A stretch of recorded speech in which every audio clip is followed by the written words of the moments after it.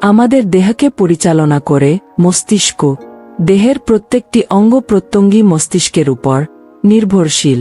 মস্তিষ্ক সুস্থ থাকলে শরীর এমনিতেই সুস্থ থাকবে, কিন্তু সামান্য কিছু ভুলে মস্তিষ্ক অসুস্থ হতে পারে।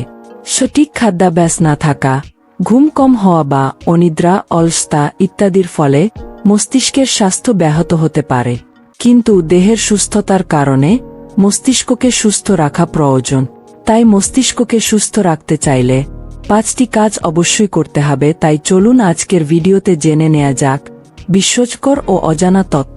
তো স্বাগতম আপনাকে আজকের নতুন এপিসোডে। 1. মাছ মস্তিষ্কের জন্য অত্যন্ত গুরুত্বপূর্ণ একটি খাবার।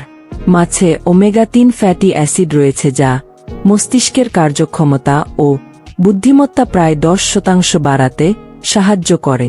তাই সপ্তাহে অন্তত 2 দিন মাছ খান। 2. নিয়মিত শরীরচর্চা।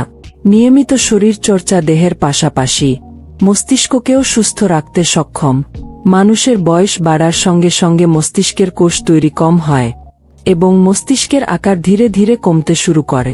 নিয়মিত ব্যায়াম আমাদের দেহের রক্ত সঞ্চালন বৃদ্ধি করে এবং একই সঙ্গে মস্তিষ্কে নতুন কোষ তৈরি করতে সাহায্য করে। এতে মস্তিষ্ক সুস্থ থাকে। তাই নিয়মিত শরীরচর্চা একান্ত জরুরি। 3. মানুষের জীবন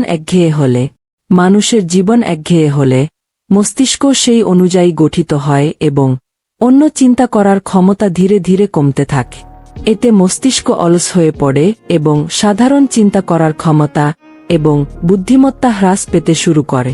তাই এই সমস্যা থেকে মুক্তি পেতে নতুন কোনো কাজ করা উচিত। নতুন ধরনের কাজের ফলে মস্তিষ্ক সচল থাকে। 4. মানসিক চাপ এড়িয়ে চলুন। মানসিক চাপ মস্তিষ্কের জন্য সবচেয়ে ক্ষতিকর। এই ফলে মস্তিষ্কের নিউরন এবং কোষ গঠন ধীর গতিতে হয় এবং স্বাভাবিক চিন্তার ক্ষমতা লোপ পেতে থাকে। মানসিক চাপের ফলে স্মৃতিশক্তিও কমতে শুরু করে।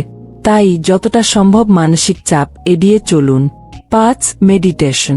মানুষের জীবনে সমস্যা থাকবেই, তার থেকে মানসিক চাপ হতেই পারে, কিন্তু তা স্থায়ী হলে মুশকিল। তাই মানসিক অবসাদ তাড়াতে মেডিটেশন অত্যন্ত জরুরি। প্রতিদিন অন্তত 10 মিনিট মেডিটেশন করলে মস্তিষ্ক সুস্থ থাকে।